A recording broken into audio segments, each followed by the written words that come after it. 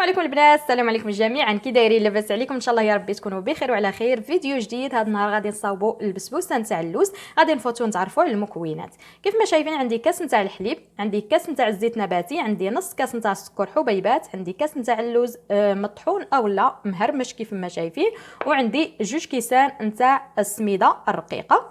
غادي نحتاج جوج نتاع البيضات، معلقه صغيره نتاع الفاني، وكذلك جوج معلقات صغار نتاع الخماره ديال الحلوه. غادي نفوتوا نخدموهم على بركه الله.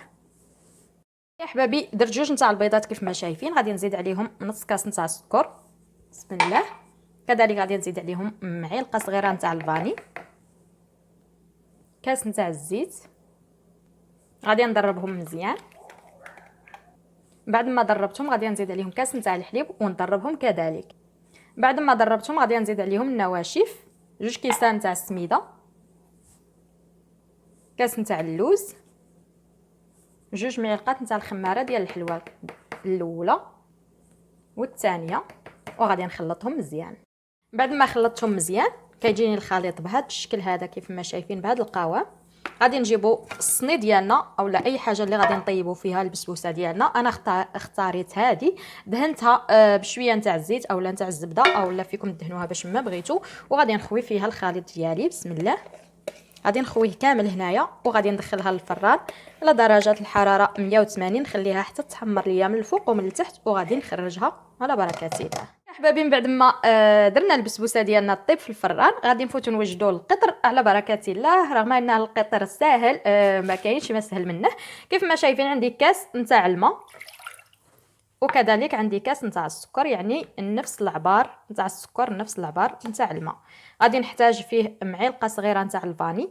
تنسام يبقى لكم على الذوق، فيكم تنسموه باش ما بغيتو، فيكم ديروا فيه ما زهر، فيكم ديروا فيه ما الورد، فيكم ديروا التنسام، فيكم ديروا فيه الهيل الا بغيتو. انا بالنسبه ليا فغادي نستعمل الفاني، معلقه صغيره نتاع الفاني. غادي نديرو على النار حتى يبدي في الغليان.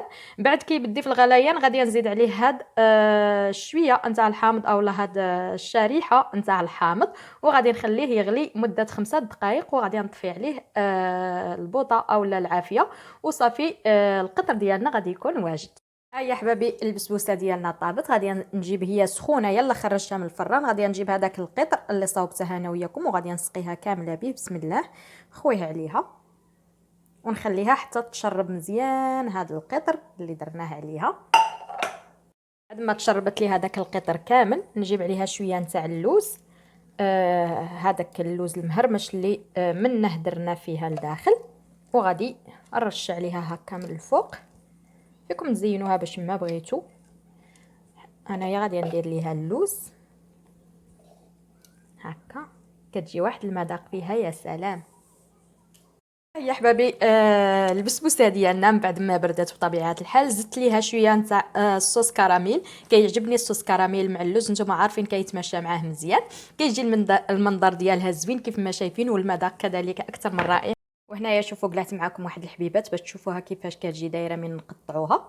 كيف ما شايفين المنظر ديالها كيجي غزال، والمذاق ما نقول لكم شو كتجي رطبه وفتيه كيف ما شايفين. شوفوا يا سلام، شفتوا كيفاش كتجي دايره، كتجي غيمه اكثر من رائعه، والمذاق ديالها كيف ما قلت لكم رائع. نتمنى ان شاء الله تنال الاعجاب ديالكم. لهنا حبابي غادي نكون وصلنا لنهايه الفيديو. ما تنساوش تشاركوا في القناه، ديروا جيم لا فيديو اللي عجبكم، تفعلوا زر الجرس باش يوصلكم كل جديد. من هنا حتى الفيديو الجاي نقول لكم تهلاو لي فراسكم بزاف بزاف بزاف، ونشوفكم في الفيديو الجاي ان شاء الله. بسلام عليكم.